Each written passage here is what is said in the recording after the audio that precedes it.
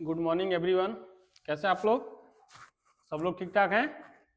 कल class revision हुआ था, बताइए। दिव्या, मनीष, सौरभ, ज्योति, विदिशा, आप लोग बताओ भाई। रिंकू, सत्यजीत, सभी लोगों का क्लास रिवीजन हुआ था कि नहीं हुआ था? ठीक है। पूरा कि हल्का फुल्का?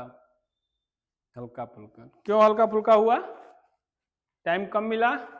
टाइम कहीं और जा रहा है? कहीं और नहीं जा रहा, पढ़ाई पे जा रहा। ठीक है, मैं भी यही उम्मीद करता हूं कि आप लोगों का पूरा टाइम कहाँ जाए, पढ़ाई पे ही जाए। ठीक है, तो हम लोग पिछले क्लास में अभी तक क्या देख रहे हैं? हम लोग सोलर सिस्टम, और सोलर सिस्टम के अंतर्गत हम लोग प्लानेट देख रहे हैं। प्लानेट में हम लोगों ने 3 प्लानेट को देख लिया था। कौन कौन से? बुध, शुक्र और पृथ्वी। पृथ्वी में थोड़ी लंबी क्लास चली थी, 2 वीडियो बने हैं, दोनों आप पे पहुंच जाएंगे या पहुंच गए होंगे। चौथा जो हम लोगों का प्लानेट है वो है मार्स। तो मार्स को आज हम लोग देखेंगे, मंगल ग्रह को। ठीक है, मंगल ग्रह मार्स को। यहां आप ग्रह भी लिख लीजिए। अगर ऐसे हम देखें तो मंगल ग्रह ही लिख लीजिए, पता चला सिर्फ मंगल लिखा है। मंगल ग्रह क्या है? मार्स। ठीक है, आज हम लोग मंगल ग्रह को देखेंगे। एक एक करके इसके भी फैक्ट्स हैं, इसको हम लोग जैसे सभी ग्रहों का देख रहे हैं वैसे ही इस ग्रह के फैक्ट्स को भी हम लोग एक एक करके देखते जाएंगे। जहां चीजें थ्योरेटिकल होगी, जहां कंसेप्चुअल चीजें होंगी, उसको हम लोग यहीं पे डिटेल में पढ़ लेंगे, और जो बच्चे का वो तो बाद में पढ़ेंगे ही।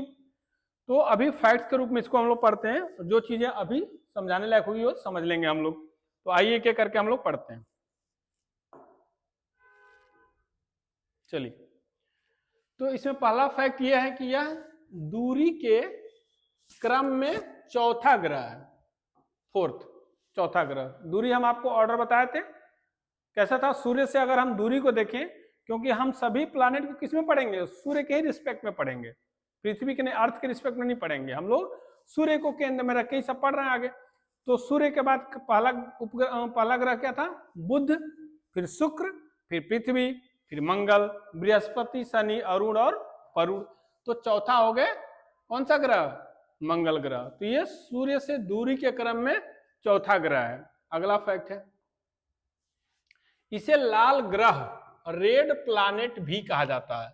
ये इंपॉर्टेंट क्वेश्चन है, कई बार आया है और आने की पूरी संभावना रहती है। तो इसको आप लोग याद रखेंगे कि इसे लाल ग्रह कहते हैं, रेड प्लैनेट कहते हैं। क्यों कहते हैं रेड प्लैनेट?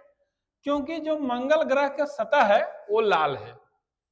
मंगल ग्रह का सतह लाल है, इसीलिए इसको रेड प्लैनेट बोलते हैं। जैसे पृथ्वी को क्या बोला गया था? Blue planet. क्यों? नीला ग्रह। क्यों बोला गया था नीला ग्रह? क्योंकि जब हम आसमान से, अंतरिक्ष से देख रहे थे पृथ्वी को, अर्थ को देख रहे थे, तो पृथ्वी नीली दिखाई दे रही थी, इसीलिए इसको नीला ग्रह कहा गया। नीली ग्रह क्यों दिखाई दे रही थी ये हम आपको बता चुके हैं। क्यों? क्योंकि पृथ्वी का अधिकांश क्षेत्र पे क्या है? पानी है, जल की अधिकता है। लगभग 71%, 71% पृथ्वी पे क्या है? जल ही जल है। इसलिए ऊपर से देखने के बाद जल जो नीला दिखाई देता है, इसीलिए पूरी पृथ्वी लगती है कि नीली है। इसीलिए उसका नाम ब्लू प्लैनेट या नीला ग्रह रखा गया है। उसी तरह मंगल ग्रह को लाल ग्रह कहते हैं, रेड प्लैनेट कहते हैं। क्यों? क्योंकि इसका सतह लाल है। सतह लाल क्यों है? आयरन ऑक्साइड के कारण। मंगल ग्रह पे सर्वाधिक मात्रा में पाया जाने वाला जो आयरन ऑक्साइड है, इसीलिए इसकी सतह लाल है, इसीलिए इसको लाल ग्रह भी बोलते हैं। ठीक है, आगे तीसरा फैक्ट है, यह सूर्य की परिक्रमा 687 दिन में करता है। ठीक है, मंगल सभी लोग परिक्रमा करते हैं, हम आपको डिटेल बता चुके हैं परिक्रमा करने का रीजन, परिक्रमा क्यों करते हैं, कौन सा परिक्रमा किधर करते हैं। अभी तक जितने प्लैनेट पड़े हैं, उस प्लैनेट में अगला प्लैनेट हमारा मंगल ग्रह है, मंगल प्लैनेट है, मार्स प्लैनेट है। ये करता है 687 दिन में सूर्य की एक परिक्रमा कर लेता है। मतलब ये भाई साहब सूर्य की एक परिक्रमा करने में लगभग 687 दिन लेते हैं। तो लगभग अगर देखें तो हम लोगों के वर्ष से 2 वर्ष, लगभग 2 वर्ष ही ले लेते हैं। 2 वर्ष में एक बार ये सूर्य की परिक्रमा करते हैं, जो पृथ्वी का वर्ष है उसके हिसाब से।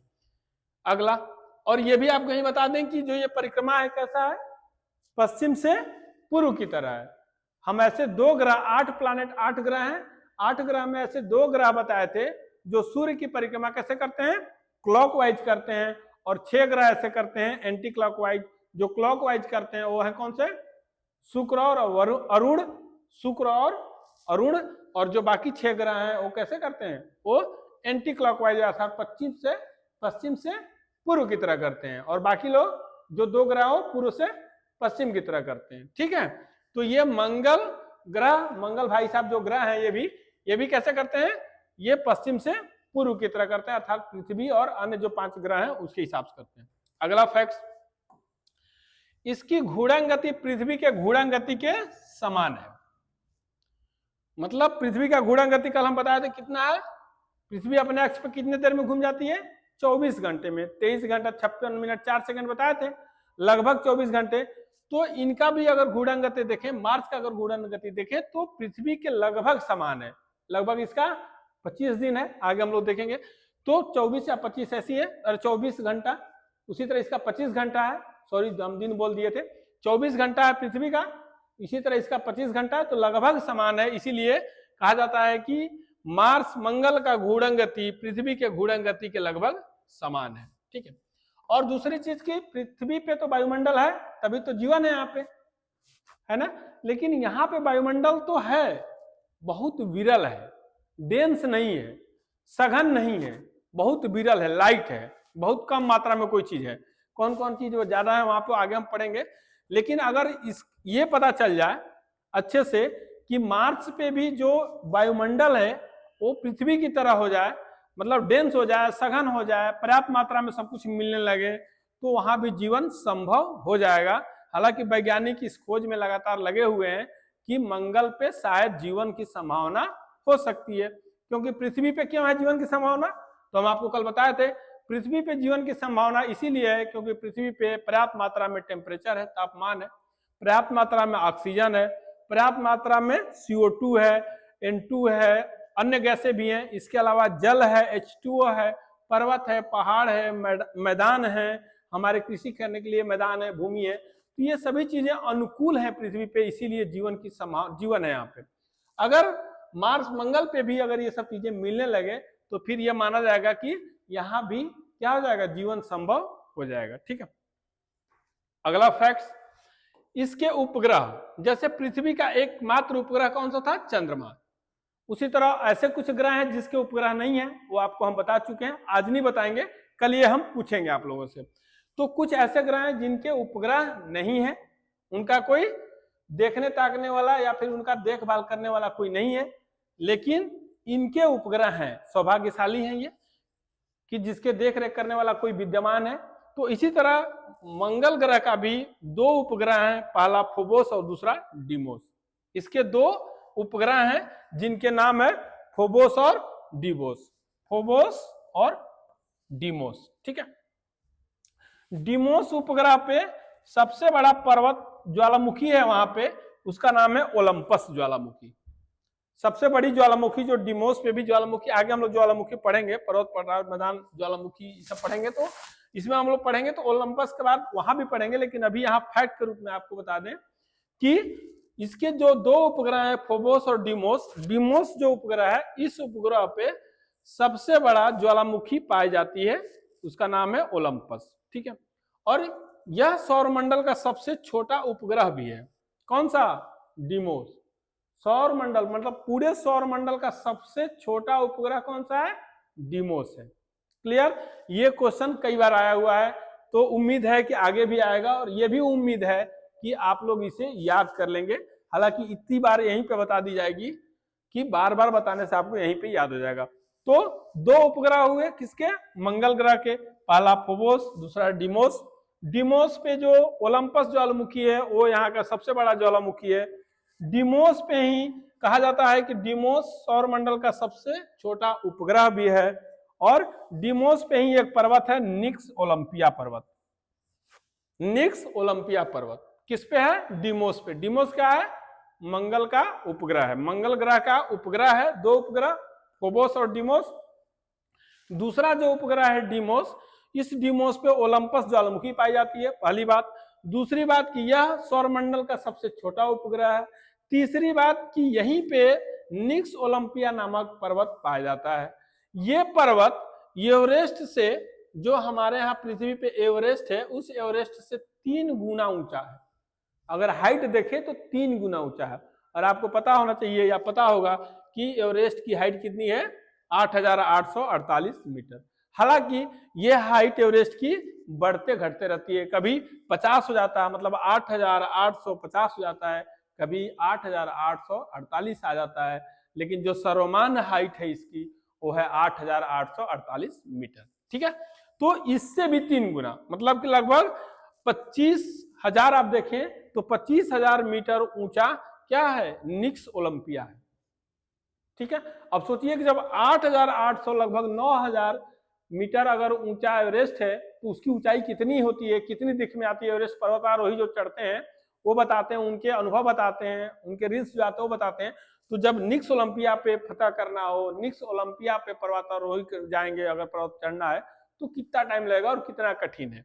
ठीक है, तो ये भी क्वेश्चन आया हुआ है कि डिमोस पे कौन सा ज्वालामुखी पाया जाता है, डिमोस सौर मंडल का कौन सा उपग्रह है, सबसे बड़ा या सबसे छोटा, या डिमोस पे कौन सा पर्वत पाया जाता है और वह पर्वत हिमालय पर्वत से एवरेस्ट से कितनी बड़ा है, मतलब उसकी ऊंचाई कितनी बड़ी है या कितने गुना है। ठीक है, यहां तक कोई दिक्कत? मनीषा बताओ। ये हाँ, ये वैज्ञानिकों द्वारा कहा गया, भैया हम तो गए नहीं है वहां पे, अब निक्स ओलंपिया पे कहाँ हम गए हैं, और नहीं एवरेस्ट पे भी अभी तक हम नहीं गए, लेकिन जो है फैक्ट है वो यही है। ठीक है, कोई दिक्कत? ओके, आगे बढ़ते हैं। अगला फैक्ट है कि सूर्य से दूरी, सभी का दूरी हम बताए थे, अभी बुध का बताए थे, शुक्र का बताए थे, पृथ्वी का बताए थे, तो इसी तरह सूर्य से दूरी कितनी इसकी, 22.79 करोड़ किलोमीटर। किसकी? मंगल ग्रह की। मंगल ग्रह की सूर्य से दूरी कितनी है? 22.79 करोड़ किलोमीटर। अगला फैक्ट, ये सब याद करने वाला चीज है, आया हुआ क्वेश्चन लेकिन याद करना पड़ेगा। सूर्य की परिक्रमा ये कितने दिनों में करता है? 686.98 दिनों में करता है। पृथ्वी कितने दिनों में करती है? 365 लगभग, तो ये करता है 686, मतलब लगभग दूना लगता है। वही बोले आपको 2 साल, लगभग 2 साल लगता है इसका। इसके वायुमंडल में क्या क्या है? पृथ्वी के वायुमंडल में तो आप देख ही चुके हैं क्या क्या थे। उसी तरह शुक्र के बारे में देखे थे आप, बुध के वायुमंडल को देखे थे। ये है मंगल के वायुमंडल में। अगर मंगल के वायुमंडल को देखें तो यहाँ पे सबसे अधिक क्या है? CO2 है, कार्बन डाइऑक्साइड है 95%। सूर्य के लाल होने का रीजन एक ये भी है, आयरन ऑक्साइड तो है ही है, एक ये भी है क्योंकि CO2 की मात्रा बहुत अधिक है। दूसरा है नाइट्रोजन, नाइट्रोजन की मात्रा भी वहां पे बहुत है। उसके बाद दूसरे नंबर पे आता है नाइट्रोजन, 95% CO2, उसके बाद 2.5% नाइट्रोजन, और तीसरी जो महत्वपूर्ण यहाँ गैस है वो आर्गन है 1.9%। मतलब 3 महत्वपूर्ण गैसें हैं, पहला CO2 95%, दूसरा नाइट्रोजन 2.5% और तीसरा आर्गन 1.9%। हालांकि इसके अलावा भी बहुत सारी गैसें पाई जाती हैं, छोटे छोटे मात्रा में, कम मात्रा में। अगला फैक्ट, अब मंगल ग्रह पे जब सब कुछ है, ये सब चीजें हैं, तो वैज्ञानिक हर ग्रह के बारे में चाहते हैं कि अन्वेषण करें, खोज करें, छानबीन करें, क्योंकि मानवीय प्रकृति क्या है? खोजकर्ता की तरह है, खोजी स्वभाव का है। हम लोग भी देखिए बैठे रहते हैं तो दिमाग में कुछ ना कुछ चीजें चलते रहती हैं, पढ़ाई से संबंधित, बिजनेस से संबंधित, खर्चे से संबंधित, घूमने से संबंधित, मतलब मानो क्या क्रिएटिव है ना। पशु तो है नहीं, जानवर, हालांकि पशु जानवर भी सोचते होंगे, लेकिन हम उनको माइंड को क्या कर पाए हैं? रीड नहीं कर पाए हैं, इसलिए हमें पता नहीं चलता है। लेकिन चूंकि मानव माइंड को काफी हद तक रीड किया गया है, तो ये पाया गया है कि मानव स्थिर रहने वाला चीज नहीं है, स्थिर रहने वाला प्राणी नहीं है, कुछ ना कुछ करेगा, भले ही वो गलत ही करेगा। कोई जरूरी नहीं कि बहुत अच्छा ही काम करे, हो सकता है बुरा ही काम करे। सोचते सोचते ये नहीं है कि किसी के बारे में भलाई बात, किसी के बारे में बुराई सोच रहा हो, किसी का उल्टा सीधा करने में लगा हो, लेकिन वो लगा रहेगा जरूर, स्थिर नहीं रहेगा जब तक वो सो न जाए। और हालांकि सोने में भी कई बार सपने आते होंगे, कई कई किस तरह के सपने आते हैं ये तो बेहतर आप लोग भी जानते हैं। तो उसमें भी देखिए सपनों में भी कई तरह के सपने आते हैं, अच्छे भी आते हैं, बुरे भी आते हैं। किसी का आप पैसा चुरा भी ले रहे हो, किसी को आप दान भी कर रहे हो। तो मानो क्या है, क्रिएटिविटी इसके अंदर है। ये हमेशा अन्वेषण करता है, खोज करता है, अपने लिए भी और दूसरों के लिए भी। इसी खोज करने के क्रम में मानव द्वारा ये सोचा गया कि पृथ्वी तो रहने के लिए है ही है, लेकिन क्यों ना मंगल पे भी कुछ देखा जाए, कुछ सोचा जाए और कुछ भेजा जाए। इसीलिए वहां पे मानवीय अन्वेषण के लिए, अपने खोज के लिए क्या भेजा गया, वहां पे कई तरह के मानवीय मिशन भेजे गए। ठीक है, ह्यूमन मिशन भेजे गए हैं। उसमें से कई प्रचलित मिशन है जिसके बारे में हम लोग देखेंगे। ठीक है, अब मानवीय मिशन क्यों भेजे गए, अन्वेषण क्यों किया गया, क्योंकि वैज्ञानिकों द्वारा यह बात पुष्ट की गई, वैज्ञानिकों ने इस बात का पता लगाया या उनके खोज करने से यह बात पता चला कि पृथ्वी के बाद अगर जितने 8 ग्रह हैं, 8 ग्रह में एक पृथ्वी है, जहां की संभावना तो है, हम रह ही रहे हैं, जीवन है ही है।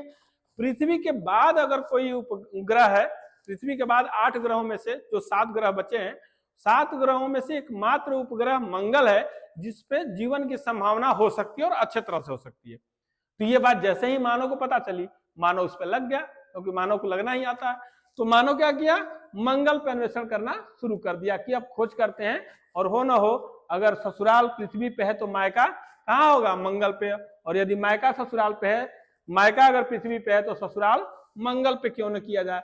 इसलिए अन्वेषण जारी हो गया। क्यों, क्योंकि वहां जीवन की संभावना सबसे अधिक है। अब इसी क्रम में, मानवीय मिशन के क्रम में कई मिशन भेजे गए, जिसमें से एक है मैरिनर 4, अगला है मार्स पार्थ, फिर पाइडर, मासे, Odyssey, Phoenix, Mars Curiosity rover, MAVEN, Mangalyaan जो भारत का भी है। इसमें कई यूएस के हैं, कई रसिया के हैं। अलग अलग देशों ने अपने हिसाब से, अपने क्षमता के हिसाब से मंगलयान भेजे हैं, मंगल पे उपग्रह भेजे हैं, मंगल पे सैटेलाइट भेजे हैं खोज करने के लिए और मिशन को सफल बनाने के लिए। तो इसमें से कुछ ये दिए गए हैं, ये बार बार आए हुए हैं, इसीलिए हम इसका जिक्र कर दिए हैं। ये सब चीजों को आपको याद करना पड़ेगा, देखना पड़ेगा और पढ़ना पड़ेगा। इसमें से कुछ फैक्ट इसमें भी है, जैसे ओडिसी को ले लीजिए। तो ओडिसी जो मिशन है वो कौन सा है, मार्स मिशन है, मंगल मिशन है। ओडिसी ने क्या किया, वहां पे बर्फ और हिमशीत जल की जानकारी दी है। ओडिसी मिशन जब गया मंगल पे, वहां पे खोज किया, तो उसने बताया कि मंगल ग्रह पे क्या मिल सकता है, वहां पे बर्फ है और हिमशीत जल है। इसका मतलब कि अगर जल है H2O है, तो हाइड्रोजन है, ऑक्सीजन है, तभी तो H2O बना। तो हाइड्रोजन भी ऑक्सीजन है, ऑक्सीजन मिल गया हमें, जल मिल गया, तो कुछ और मिल जाएगा और वहां जीवन की संभावना हो सकती है। मतलब जल जहां है वहां तो जीवन होगा ही होगा, क्योंकि जल बना ही है हाइड्रोजन ऑक्सीजन को मिला के, दोनों के मॉलिक्यूल्स को मिला के, अणुओं को मिला के। तो सीधी सी बात है कि ऑक्सीजन मिल जाएगा हमें सांस लेने के लिए, जल मिल जाएगा हमारी आवश्यकता के लिए, तो बाकी चीजें तो वहां मिली जाएंगी। तो इसीलिए बोला गया, ओडिशा के द्वारा जो भेजे गए चित्र थे, जो भेजे गए जानकारी थी, उसमें यह पता चला कि बर्फ और हिमशीत है, इसलिए वहां जीवन की संभावना हो सकती है। अगला महत्वपूर्ण था फिनिक्स। फिनिक्स को बेसिकली यूएस द्वारा भेजा गया है। फिनिक्स किसका है, यूएस का है। ठीक है, यूएस फिनिक्स मिशन को भेजा था, और यह भेजा था 4 अगस्त 2007 को। 4 अगस्त 2007 को फिनिक्स मिशन को यूएस द्वारा मंगलयान पे, मंगल ग्रह पे भेजा गया। इसने 25 मई 2008 को उत्तरी ध्रुव पे, नॉर्थ पोल पे, मतलब मंगल ग्रह के नॉर्थ पोल पे ये कब उतरा, 25 मई 2008 को। ठीक है, इसी ने सर्वप्रथम यह बताया था कि मंगल ग्रह पे बर्फ है। पहली बार इसी ने बताया था। कौन, फिनिक्स मिशन के द्वारा पता चला। फिनिक्स मिशन पहली बार बताया कि मंगल ग्रह पे क्या है, बर्फ की प्रधानता या बर्फ की उपस्थिति है। ठीक है, तो बर्फ की प्रधानता ओडिसी भी बताए थे, लेकिन इसके पहले फिनिक्स बता चुके थे कि सबसे पहले मंगल पे पुष्ट इसने कर दिया। ये जानकारी तो ये दिया था, लेकिन ये पुष्ट कर दिया। ठीक है, तो ये चीज आपको याद रखनी होगी। अगला फैक्ट, अगला ये कि पृथ्वी से दूरी लगभग कितना है, 5.5 करोड़ किलोमीटर। ठीक है, इसकी अगर उससे दूरी देखें तो 5.5 करोड़ किलोमीटर है। अगला फैक्ट है मंगल ग्रह का व्यास। सबका व्यास देखे थे हम लोग, अभी तक 3 ग्रह का देख चुके थे। तो मंगल ग्रह का व्यास कितना था, 6792 किलोमीटर। ये भी एक बार पूछा हुआ क्वेश्चन है, ये तो जरूर पूछता है। मंगल का अक्षीय झुकाव 25 डिग्री 32 मिनट, लगभग पृथ्वी के समान है। पृथ्वी का अक्षीय झुकाव कितना था, 23 डिग्री, 23.5 डिग्री। तो पृथ्वी का झुकाव 23.5 डिग्री था और इसका लगभग 25 डिग्री है, तो बहुत अंतर नहीं है, 1.5 डिग्री का अंतर है, इसीलिए लगभग पृथ्वी के समान है। तो इसीलिए पृथ्वी की तरह झुका हुआ ग्रह भी बोलते हैं, किसको? मंगल ग्रह को। इसीलिए कई सारी विशेषताएं इसकी पृथ्वी के समान है, इसीलिए कहा जाता है कि यहाँ जीवन की संभावना है। तो ये थे मंगल के संबंधित कुछ फैक्ट्स। हालांकि जो ये सैटेलाइट भेजे गए हैं, जो मंगल मिशन भेजे गए हैं, उसमें एक क्लास और हम लोगों की चलेगी, उसको हम लोग देखें डिटेल पे। क्यों डिटेल में? इसलिए देख लेंगे, या तो अभी इसके बाद देख लेंगे या फिर लास्ट में देख लेंगे, क्योंकि मिशन के तहत कई बार साइंस टेक में वो क्वेश्चन पूछ लेता है, या साइंस में पूछ लेता है, या करंट में पूछ लेता है। तो मिशन को जानना अति आवश्यक है, बहुत जरूरी है। तो जितने मंगल मिशन से संबंधित अभी जितने मिशन गए हैं मंगल ग्रह संबंधित, उसको, हालांकि सभी ग्रहों से मिशन जो गए हैं उस सबको हम लोग देखेंगे, लेकिन मंगल पे ज्यादा गए हैं क्योंकि मंगल पर संभावना अत्यधिक है, प्रबल है, इसीलिए हम लोग मंगल मिशन से संबंधित जितने मिशन गए हैं सबको हम लोग देखेंगे। तो आज अभी फिलहाल इतना ही। मंगल ग्रह के बारे में लगभग हम लोग सारे फैक्ट्स देख लिए हैं, पढ़ लिए हैं, इससे अधिक आने की कोई उम्मीद नहीं है, लेकिन इतना तैयार होना चाहिए। ठीक है, तो आज के लिए इतना ही। बहुत बहुत धन्यवाद, आपका दिन शुभ हो। थैंक यू, नमस्कार।